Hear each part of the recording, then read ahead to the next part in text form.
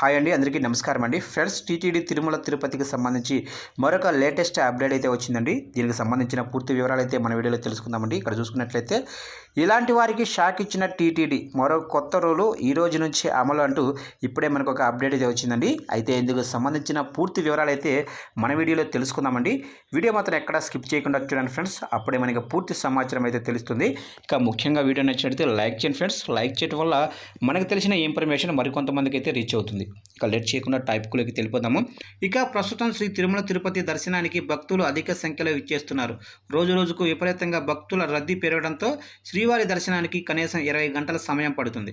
ఇక శనివారం ఒక్కరోజే దాదాపు 80,404 మంది భక్తులు స్వామివారిని దర్శించుకున్నారు. వారిలో దాదాపు 35,825 మంది తలనీలాలను సమర్పించి మొక్కులు చెల్లించుకున్నారు. అయితే ఒక్కరోజే శ్రీవారి హుండీ ఆదాయం దాదాపు 3.8 కోట్ల వరకు వచ్చిందని తిరుమల తిరుపతి దేవస్థాన సంస్థ వెల్లడించింది. అయితే ప్రస్తుత భక్తుల రద్దీ ఎక్కువగా ఉండటంతో వైకుంఠ క్యూ కాంప్లెక్స్లో అన్ని కంపార్ట్మెంట్లు భక్తులతో పూర్తిగా నిండిపోయాయి. ఇక టికెట్ లేకుండా ఉచిత దర్శనానికి వెళ్లే భక్తులు 20 గంటలు వేచి ఉండాల్సిన పరిస్థితి కనిపిస్తుంది. ఇక ప్రస్తుతం టీటీడీలో అనేక రకాల అవకతవకలు బయటపడుతున్నాయి. దీంతో వాటిని సమూలంగా నియంత్రించేందుకు టీటీడీ అధికారులు కృషి చేస్తున్నట్లుగా తెలుస్తుంది. దీనిలో భాగంగానే ముఖ్యంగా దళారుల వ్యవస్థను రూపుమాపడంపై దృష్టి సారించింది టీటీడీ.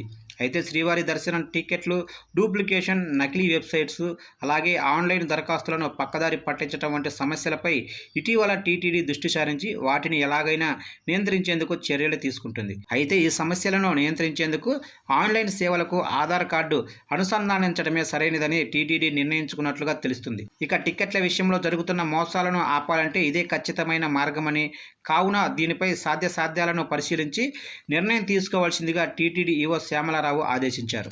ఇక ఇదిలా ఉండగా ప్రస్తుతం టీటీడీ దర్శనం టికెట్లు, అలాగే వసతి గదుల కేటాయింపు వంటి సేవలు మొత్తం ఆన్లైన్లోనే జరుగుతున్నాయి. అయినప్పటికీ దళారుల బెడద మాత్రం తగ్గడం లేదు. ఎప్పటికప్పుడు ఎక్కడో ఒక చోట కుంభకోణాలు బయటపడుతూనే ఉన్నాయి. కావున ఈ తరహా మోసాలను ముందుగా పసిగట్టి నియంత్రించకపోతే రాబోయే రోజుల్లో ఈ మోసాలు మరింత పెరిగే అవకాశం ఉందని టీటీడీ భావిస్తుంది. అందుకే ఈ మోసాలపై ప్రత్యేకంగా దృష్టి సారించింది టీటీడీ.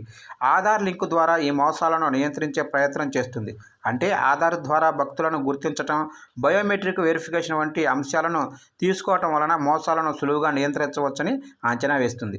మరి టీటీడీ తీసుకున్న ఈ నిర్ణయం ఆధార్ లింకు అనేది సాధ్యమా కాదా అన్నది ఇంకా తెలియాల్సి ఉంది. దీనికి సంబంధించి మరి మీరేమంటారో కామెంట్ సెక్షన్లో కామెంట్ అయితే చేయండి ఫ్రెండ్స్.